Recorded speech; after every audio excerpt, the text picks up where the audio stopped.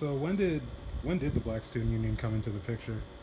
Okay, so when I ran for president, my goal was to pretty much, I mean, in a democracy, the majority gets what they want, and that's just how it runs.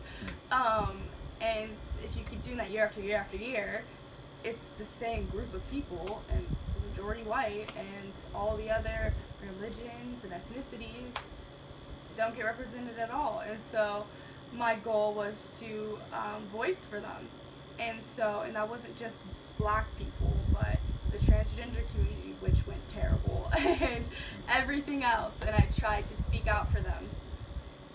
And it was Black History Month, February, and there already had been racist incidents that happened. And I was talking to my history teacher, and I was like, why have we never done anything for Black History Month? Because I remember when I went to Portland, Black History Month was huge. We went all out. There's music and arts and crafts, and parents would come in and walk through the schools and see everything on the walls. And I talked to Mr. Dickinson, the principal, and I was like, why do you think our numbers are so low in diversity? I mean, our progression is horrible. It has been stagnant. We go influx of black kids.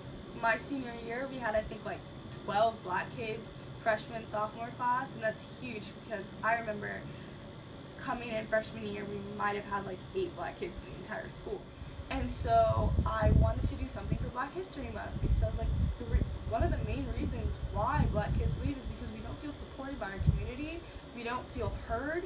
We feel like if we left, which we do, nobody would care, and nobody does. And I was like, we need to do something.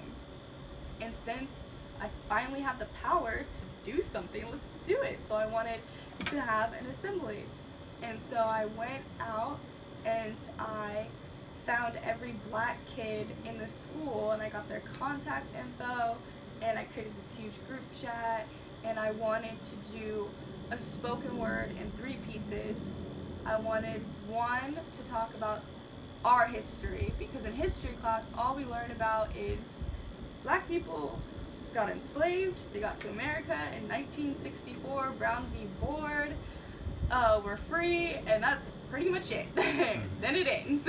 We learn nothing else. And so I wanted our spoken word to be more more backstory about how amazing our culture is in Africa and what we've accomplished now too. So we are not just, because I mean, we grow up to learn that we were just taken advantage of. That's literally what we learned. That's our history. That's who we are. Breaker of chains. And that's not empowering at all. Like, great, we broke chains, and then you see news or articles about police brutality and all the other stuff, and institutionalized racism and all the other things that happen, and you just become depressed because you feel like you can't fix anything. And so that was spoken word number 1, was to kind of empower us. Spoken word number 2 was supposed to talk about how we feel at this school, how we feel invisible, and how we feel like we're just walking targets, and how we feel so alone and isolated half the time. And then the 3rd one was supposed to be hopeful, and we were supposed to talk about how we can overcome this culture that has been ingrained in our school system. And then between those 3 spoken words is supposed to have musical pieces, and African drums, and it's supposed to be spectacular. And I was so excited. I was reaching out to the community for it. The kids, or the students, and I were working really hard. And then I remember in history class, I talked about it because word was getting out that Black History Month, the assembly, was going to happen. And I brought it up, and my teacher, who I have a lot of respect for, and I really like him, went down my throat about it. And he took it in a completely different way, just saying, like, you're not allowed to have an assembly that's going to attack the entire student body. Are you claiming that everyone's racist here? What's your facts? And so while he was doing that, he empowered all the other students to pretty much yell and scream at me. And I'm not exaggerating at all. It was like his voice was very aggressive, and then all the other kids around me were taunting and saying the only reason why I won presidency was because I'm black.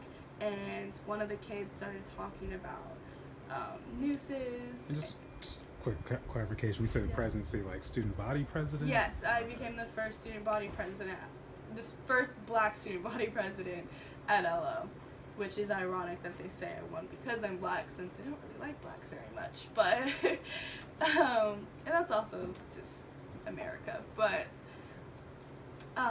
so they were kind of just all attacking me about it, and yeah, then one of the kids right next to me starts talking about, he doesn't directly say Slim, like, I want to hang you or anything like that, but he's just like, kill them all, or nooses, something like that. I don't know. He was just going on and on. The teacher didn't stop him at all. And I remember I was trying to defend myself, and I was the only black kid in the classroom, and it's 1 against 31. And I felt so crushed. And I was like, if this is how this one classroom takes it, and this teacher who's really open-minded takes it, I'm terrified to have an assembly with the entire student body right there. And I definitely got inside my head and like talked to the kids, and I was like, I don't think we can do this. I don't think this is smart. We have to find a different way.